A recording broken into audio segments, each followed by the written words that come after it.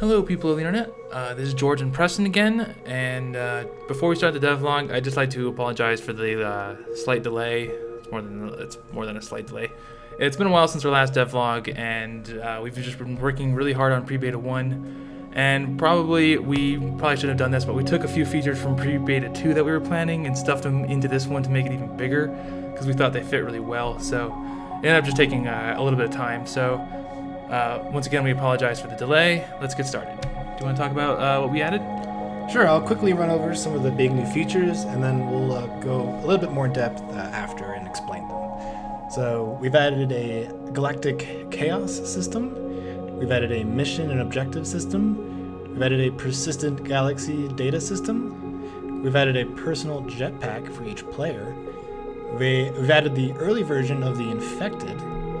We've greatly improved and added to the save game functionality. We've added some new creatures as well, and some new planets. So, without any further ado, we'll dive into the details.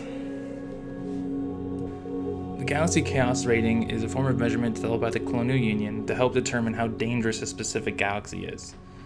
The rating the level starts at 0, and it goes up to 6. 6 being the most dangerous possible galaxy you could imagine. And as you start the game, it starts at 0 and slowly climbs to 6. And, if you survive that long anyways. And what that basically illustrates is the loss of stability, the increase of anarchy and lawlessness, and how the strong ships thrive on the weak. And as time moves forward and the levels go up, only the strong will be there, and thus making the galaxy more dangerous and more difficult for you and your crew. This gives a little bit of added pressure for the crew to focus on improving their ship and their skills to survive longer in the later parts of the game, and hopefully adds a nice bit of difficulty curve, and as well as nice rewards, because these ships are going to be a lot nicer. So if you destroy them, you might get more rewards, or if you even try to take them, they'll be nicer. So keep that in mind. If you want to see the current chaos level, you can look at that in the tab menu under the overview tab. It'll be up there next to true level, that sort of area. And chaos level will always increase, be it slow. You and your crew, based on your actions, you can actually potentially vastly increase the rate of chaos. So keep that in mind.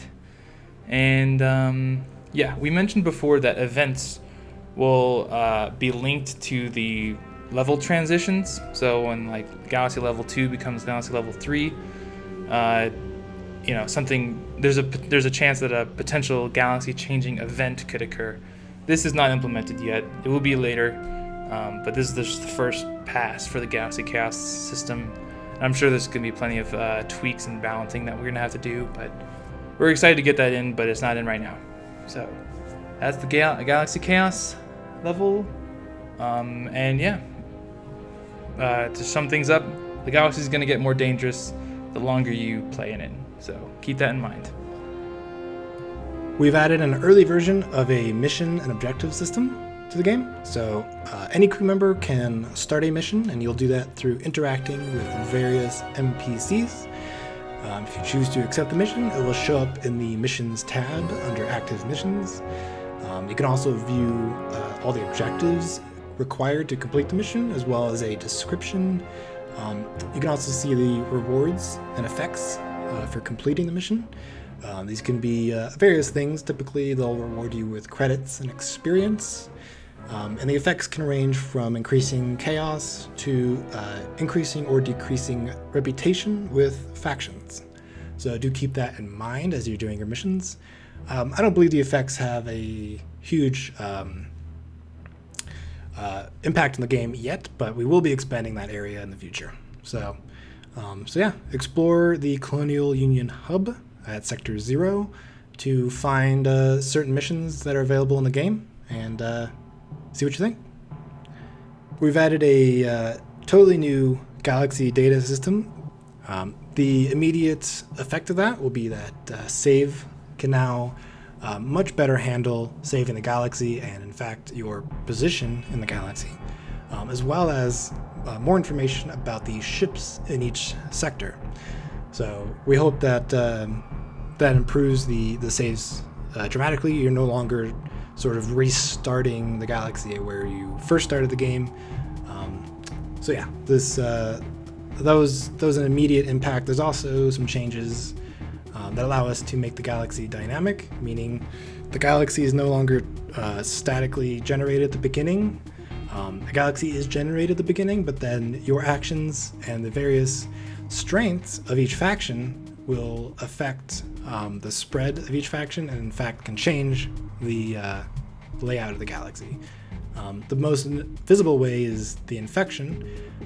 Their strength will increase as the chaos level goes up, and you'll see that on the galaxy, if you pay attention, the infected will spread and take over sectors around them as you play the game. So theoretically, you can also certain missions can increase faction strength. I believe currently there is a mission that will increase the Colonial Union strength. So if you were to do that mission, or missions like it, you could potentially have the Union much stronger and better able to defend its sectors from something like the infected. So this really gives the crew and players a bit more direct control over the galaxy, and to actually impart some pretty big change. So I think it's pretty neat. Something interesting we added for this update that we actually had no plans for at all throughout the entire development process so far was a jetpack, or what we like to call a flight pack. Basically, it's a small little device that is attached to everyone's back, and double tap the space bar to boost yourself up into the air. Very limited fuel, but the second you land, it begins to recharge itself. So it's sort of like for small jumps. You can't like fly around for like minutes and stuff like that.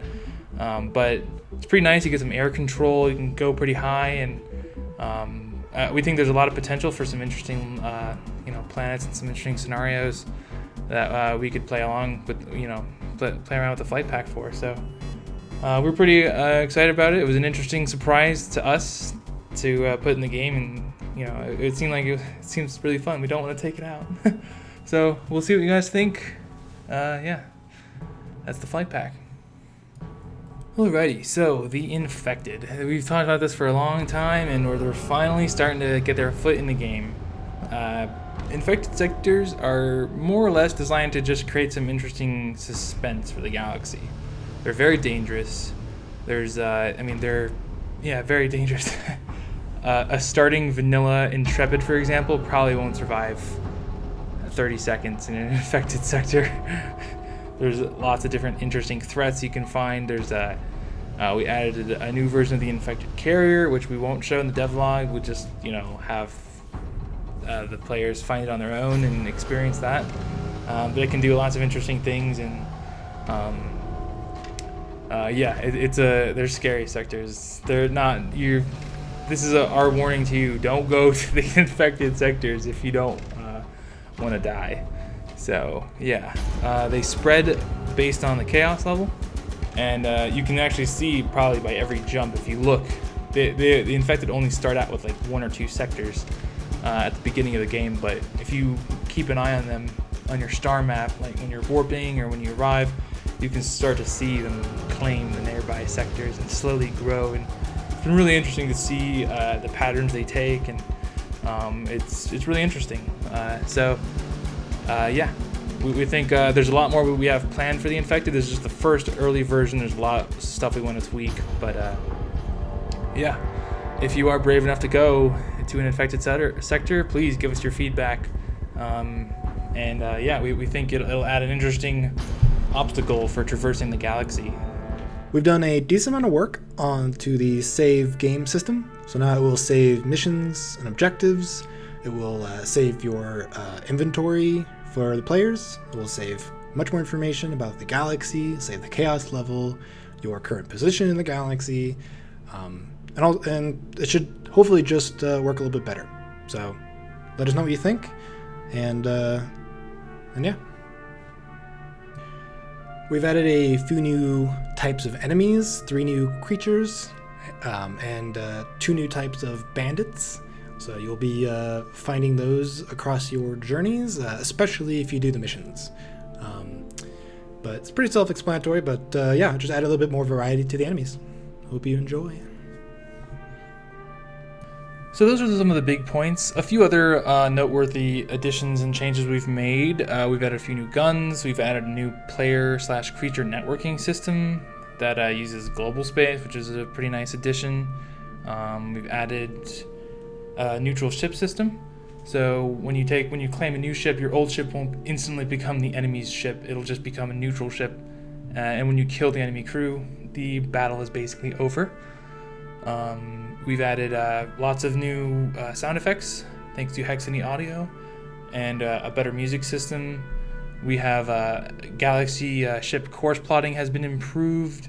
There was a strange bug with the turrets that's been improved, and now they actually use zero interpolation, so they're super agile, super quick, which we think feels a lot better.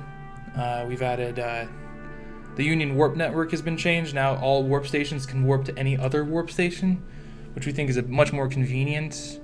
And gun projectile collision detection has been done. It's a lot more accurate now. There's a lot of other things, but those are some of the other noteworthy points that we've added. Check out the patch notes in the description below for more details, as well as the full list of changes. Thank you guys for watching. Please let us know what you think. Thanks for your patience, and we hope you enjoy the new update. Thanks for watching. Bye.